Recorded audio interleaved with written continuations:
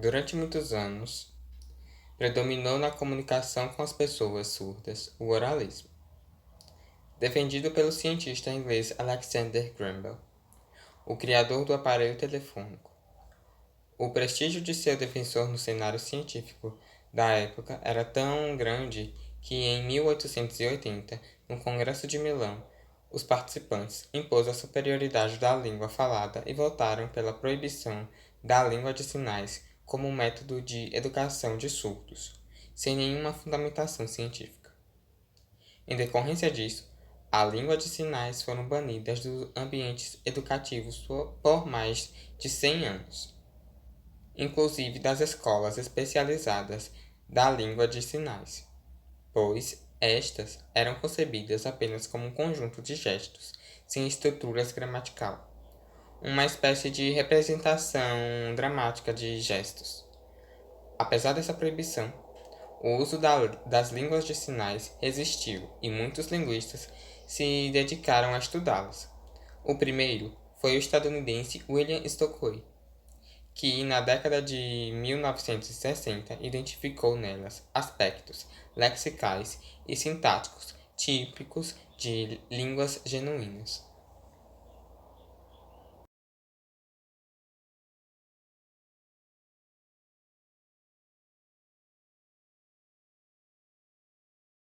A comunidade surda nem sempre teve seus direitos assegurados. Antigamente, os surdos eram vistos como pessoas incapazes e primitivas por não conseguirem se comunicar.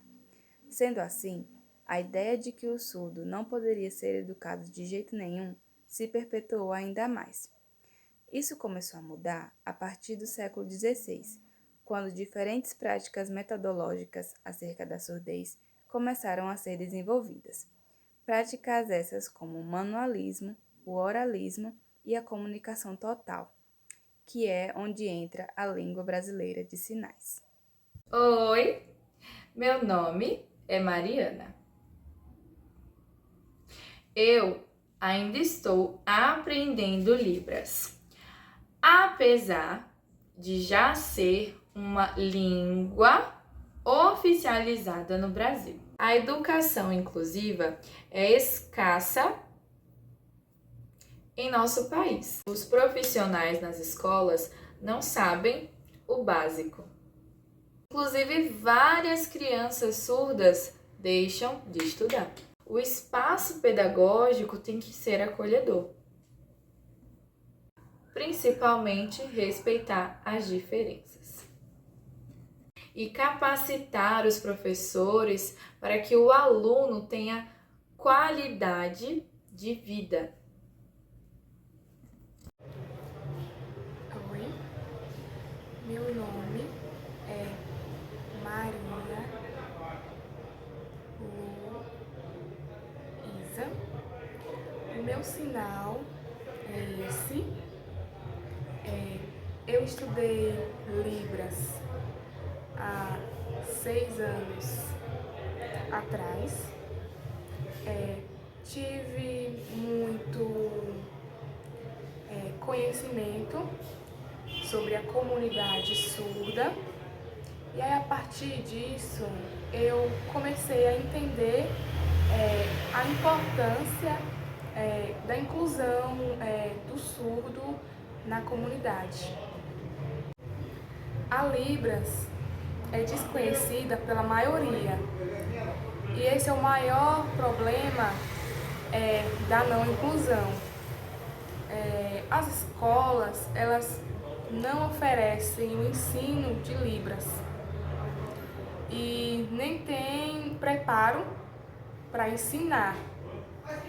Desse modo, a sociedade também não tem preparo para acolher o surdo. E o surdo, ele precisa ter acesso à sociedade de uma forma natural. E a inclusão, ela é importante para uma vida sem barreiras. Você já pensou em aprender Libras? Vamos lá? Olá, o meu nome é Poliana. E o meu sinal? Vamos falar sobre Salamanca, que foi uma lei de 1994, que é o resultado de uma tendência mundial que consolidou a educação inclusiva no ano de 2000. E ela traz essa ideia de educação para todos, inclusive, é claro, para os surdos. Oi, meu nome é Andressa. A cultura surda, ela possui muitos artefatos. Visão, linguagem, literatura, família são alguns deles. Importantes para o desenvolvimento do surdo. Vejamos o depoimento de uma mãe de surdo e uma intérprete de Libras. Bom, o primeiro diagnóstico foi da surdez, que ela não é totalmente surda, mas eu acredito que ela tenha outros problemas pelo comportamento. Quando eu descobri, ainda era bebezinha, acho que 1 mês e pouco de nascida, porque foi na puericultura que ela passou com a enfermeira, e a enfermeira fazia gesto para ver se ela batia palma, assim, perto da audição dela, e ela não respondia nada, nem se mexia. Aí ela falou, mãe, ela acha que ela tem algum problema. Aí me encaminhou para a pediatra, eu passei na pediatra, e quando eu cheguei no consultório, a pediatra falou que eu precisava fazer um exame urgente, que minha filha tinha problema. Aí eu já fiquei desesperada, porque eu não sabia como lidar com essa situação, e para mim no início foi muito difícil, mas assim, eu não tive preconceito, eu só não sabia como ia lidar com a situação. Mas graças a Deus estou levando. Assim, foi um pouco assustador, porque eu não sabia como lidar com ela em casa. Às vezes assim, eu perco a paciência, porque não é fácil. Às vezes ela me pede as coisas, eu não sei o que ela quer, ela desenha. Às vezes quando está no alcance dela, ela vai lá e pega e mostra. Então aí eu fico triste, mas foi assim que Deus me deu e é assim que eu recebo. Assim, ela usou mais de 1 ano, só que deu problema. O que ela menos ouve, aí parou. Aí a gente vai retornar para Salvador dia 16 para ver o que aconteceu. Sim, mas eu acho que aí a Secretaria de Educação devia olhar mais para essas crianças que têm alguma dificuldade. Sim, já teve sim. No início da pandemia ela começou a estudar, mas só que era em casa. E aí eu sentia muita dificuldade, porque praticamente eu não sabia nada de Libras. Aí a gente teve dificuldade, aí eu não conseguia. Aí a professora falou que para ela se comunicar por Libras, a família também vai do sistema público de saúde, porque é muito caro. E o que a gente recebe não dá para custear tudo que ela precisa. Ela faz acompanhamento com neuro, precisa do psicólogo, e aqui na cidade ela nunca conseguiu passar no psicólogo. Ela passa na fono para fazer fonoterapia. E aí estamos levando. Só esperando, mas demora muito. A maior dificuldade é que o SUS às vezes não permite, assim, a demora. Pior é a demora na fila da regulação, porque tem tempo que ela fica até 2 anos esperando por uma consulta. E eu acredito que devia ser mais rápido, já sabendo que tem um problema.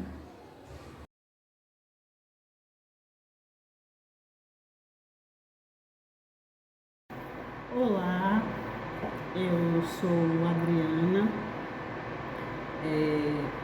fiz o curso de Libras, Letras Libras, aliás, pela UNEAD.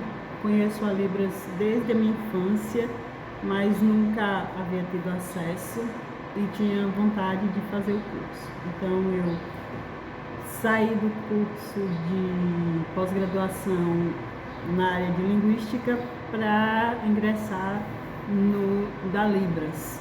Então troquei a linguística pela Libras por um momento e fiz a especialização de Letras Libras pela UNEAD, acredito que em 2018. Para mim foi gratificante fazer esse curso, não sabia quase nada de Libras, ainda não sei muita coisa, né? Mas foi um divisor de águas na minha vida, e naquele período eu tive que aprender, além de sinais, que eu não sabia nada, questões sobre a cultura surda, sobre as teorias que estudam a surdez, desde a história dos surdos na humanidade até os dias atuais. Então a partir daquele momento, tive uma ligação muito forte com a Libras. Então eu sou especialista em Libras pela UNEB e fiz o curso de tradutor e intérprete de Libras pela CCB, que é a Congregação Cristã do Brasil. Não é um curso profissionalizante, é um curso em que a gente estuda para sinalizar na igreja, é no contexto religioso, para sinalizar para os surdos que frequentam a igreja, sendo eles batizados da igreja ou não. Quanto ao ensino da Libras, eu ensino sim, principalmente a parte teórica, né? A questão de cultura surda, dos parâmetros da Libras, de quando usar, da importância dessa língua, de que é língua e não é linguagem. Então eu ensino quando necessário, mas não como profissão. Fiz um trabalho aqui em Canudos, no CAEE, que é a sala de educação especial, com os profissionais, dando curso básico da Libras, pelo menos para uma comunicação prévia com o surdo, saber pelo menos se identificar quando encontra um surdo, cumprimentar, tirar uma dúvida. Então, a importância de saber a Libras não é só para usar em um determinado contexto, mas em todos os contextos, porque você não sabe quando vai encontrar uma pessoa surda no seu dia a dia. Porém, lembrando que nem todo surdo ele tem acesso a Libras, nem todo surdo é librado. Essencial seria que o brasileiro, todos nós brasileiros, soubéssemos, nem que fosse a comunicação prévia com surdos, porque a Libras é a nossa segunda língua, né? É a primeira língua do surdo, mas é a nossa segunda língua. Então a gente teria a obrigação de ter algum conhecimento dessa língua. Então, minha relação com a comunidade surda, aqui em Canudos não tem uma comunidade surda. Lembrando que a comunidade surda não é só a pessoa ser surda. Comunidade surda é toda pessoa, todas as pessoas envolvidas com a Libras e que fazem uso dela.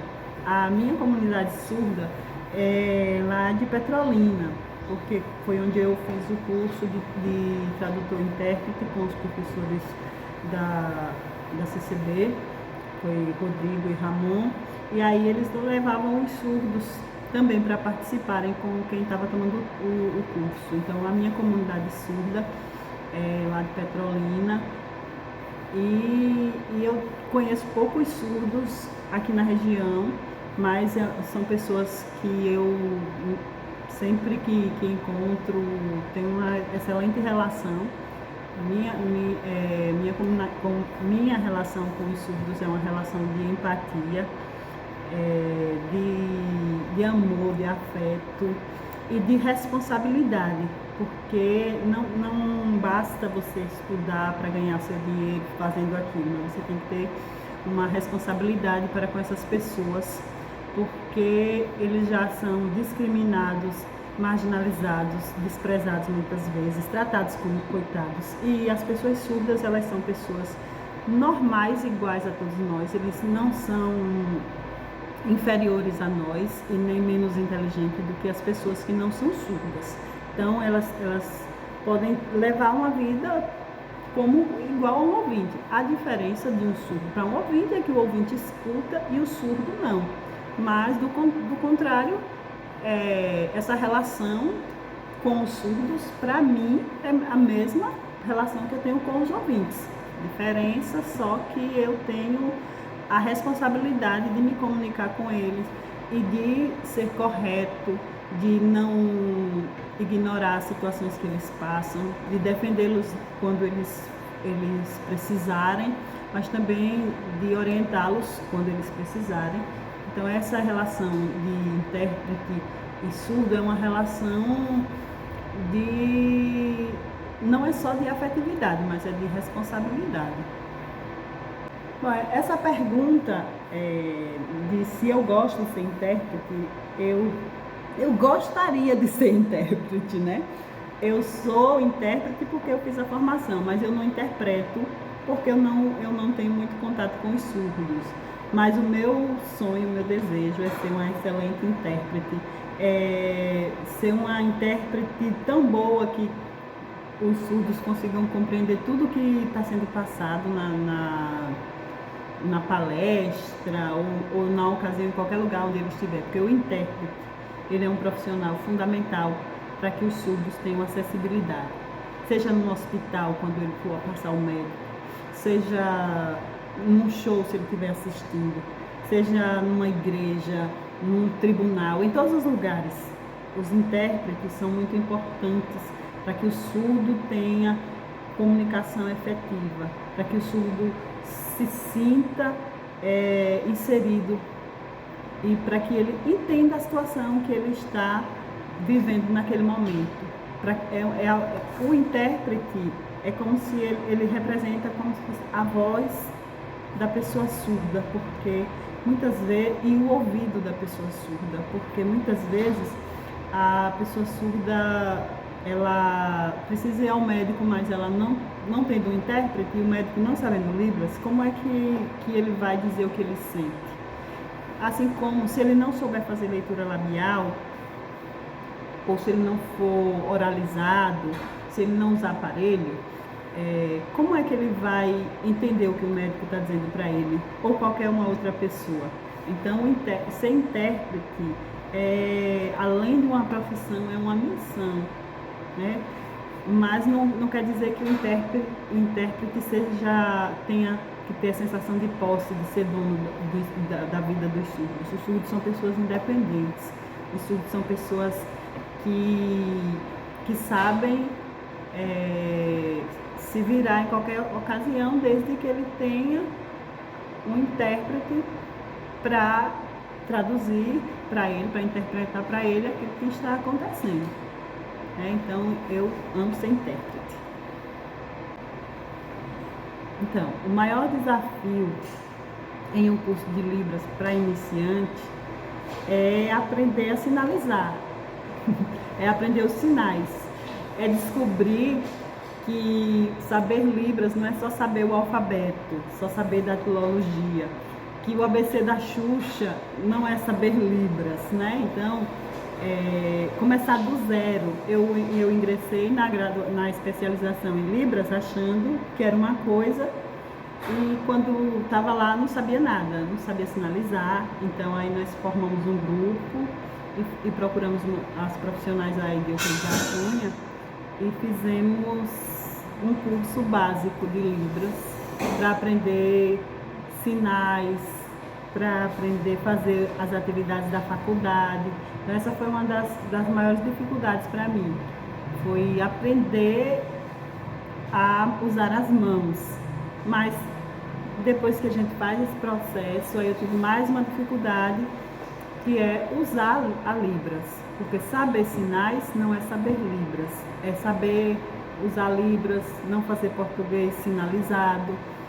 E eu sempre tive que viajar para fazer o curso, então eu tinha que ir para... Quando eu fiz na UNEB, era virtual, mas eu tive que ir para Euclides da Cunha para fazer as aulas básicas. E depois, quando eu entrei no curso de intérprete e tradutor da igreja, eu tinha que ir para Petrolina para tomar essas aulas também, no contexto religioso. Depois eu paguei vários cursos online para continuar me aperfeiçoando.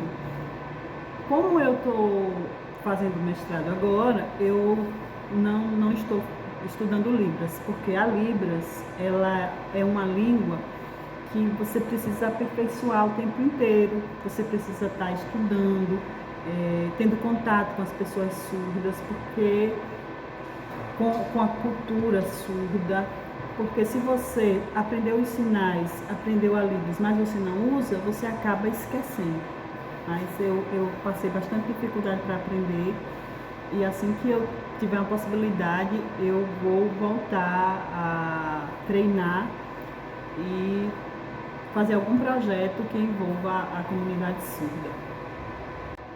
Eu esqueci lá no começo de dizer qual é o meu sinal. Então, o meu nome é Adriana e o meu sinal é esse aqui. Quem me deu esse sinal foi Késia, uma menina surda aqui de Canudos. E eu gostaria de dizer às pessoas que têm filhos surdos, que conhecem pessoas surdas, que convivem com pessoas surdas, que precisam ter empatia, de perceber que a comunicação só será efetiva se o surdo estiver compreendendo o que está sendo dito. Não adianta colocar o surdo numa sala de aula sem ter um intérprete ou sem que o professor saiba um pouco de Libras, pelo menos. Por isso que teve esse curso de Libras para os professores de língua portuguesa. Não adianta fingir que acolheu o surdo, que está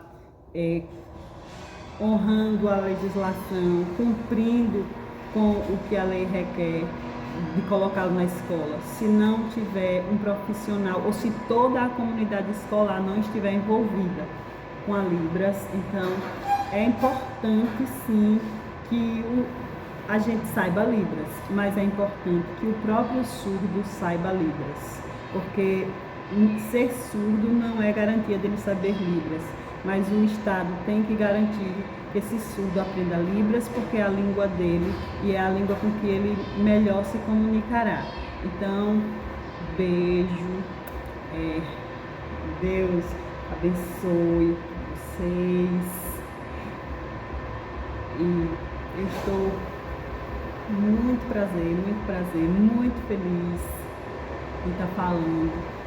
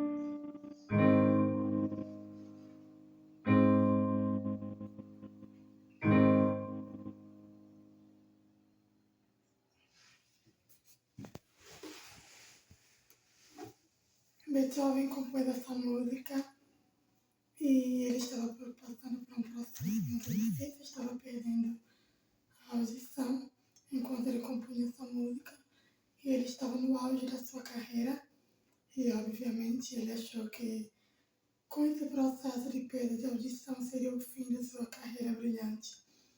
E então ele resolveu se isolar da sociedade. E enquanto ele estava isolado, escreveu algumas cartas para alguns amigos, mas não estava saindo. E foi nesse momento de dificuldade que ele começou a compor essa música conhecida como Sonata ao Luar. Sonata ao Luar. Muita gente acredita que ele deu esse nome de Luar porque o luar representava uma esperança e ao mesmo tempo uma escuridão que estava chegando na vida dele, apesar da surdez. Eu, particularmente, a minha história com a música tem tudo a ver com a minha religião, com a Congregação Cristã no Brasil. E a música, para mim, fala muito de mim quando eu comecei a estudar a música. Quando eu aprendi a música que eu achei que não ia aprender, eu descobri uma sabedoria que eu não tinha, né? Eu comecei a acreditar mais em mim. Sou deficiente auditiva de nascença, desde criança, desde que entendo a minha existência, eu sou surda. E a música ela veio dar essa força para mim que eu não tinha, trazer um outro ponto de vista na minha vida, aumentando a minha identidade, aumentando a minha autoestima. E é isso.